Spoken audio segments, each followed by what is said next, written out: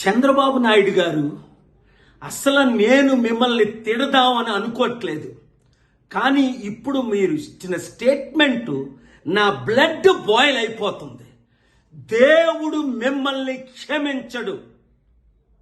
Steel plant విషయంలో మీరు compromise అయిపోయి 1,00,000 కోట్లు తీసుకున్నారా, 50,000 కోట్లు తీసుకున్నారా, ఎంతకి కాంప్రమైజ్ అయ్యారని అడుగుతున్నా. ఇప్పుడు మీరు అంటుంది ఏంటి?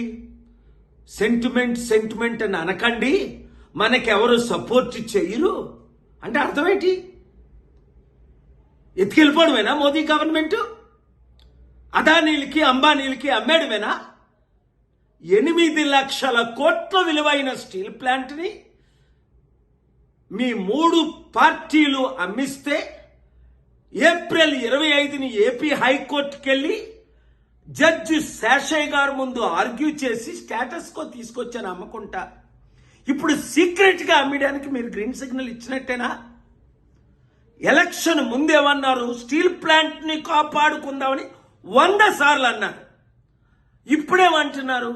సెంటిమెంట్ అని రోజు అనకూడదు, అంటే అమ్మి పడేయండి అని.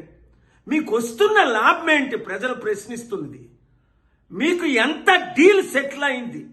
ఒక్క స్టీల్ ప్లాంట్ ఆదాయమే మన ఆంధ్రప్రదేశ్ అప్పుని 10 సంవత్సరాల్లో తీర్చుతుంది. లేదా అమ్మేద్దామా? 8 లక్షల కోట్లు నేను బేరం పెడతాను.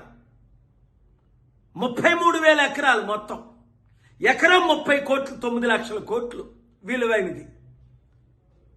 ఏంటిది? మీరు ఇంత కాంప్రమైజ్ అయిపోతారా? ఈ వయసులో మీ డబ్బుడు అమ్ముడుపోయారా? లేదా జైల్లో పెడతారని అమ్ముడుపోయారా? లేదా మీ కొడుకు మంచి భవిష్యత్తు ఇద్దామని అమ్ముడుపోయారా? లేదా ఏడి పవన్ కళ్యాణ్ ఏం చేస్తున్నారు? ఎంతకాలం మా విశాఖ ప్రజల్ని మీరు మోసం చేస్తారు? అంటే విశాఖపట్నాన్ని ప్రేమ లేక, మీరు రాయలసీమలో పుట్టి పెరిగినందుక? నాకు ఊహకు అతీతంగా ఉంది. నేను ప్రార్థిస్తాను, మీడియా మిత్రులారా, ప్రతి తెలుగు వాడికి ఈ వీడియో చేరినంత వరకు దీన్ని పబ్లిష్ చేయండి, వైరల్ చేయండి. చాలా సీరియస్ అయిపోయింది. స్టీల్ ప్లాంట్ నా మీద ఒత్తిడి వస్తుంది, స్టే వెకేట్ చేయను. ప్రాణమైనా పెడతా, ఫైట్ చేస్తా. ప్రత్యేక హోదా తెచ్చుకుందాం, స్టీల్ ప్లాంట్ ని కాపాడుకుందాం, ఆంధ్రప్రదేశ్ని, తెలుగు సత్తాని, తెలంగాణ మొత్తం ఏకమైపోదాం. ఈ దొంగ రాజకీయ కుట్ల రాజకీయ కుటుంబ కుల పాలనకి అంతం చేద్దాం. Thank you very much.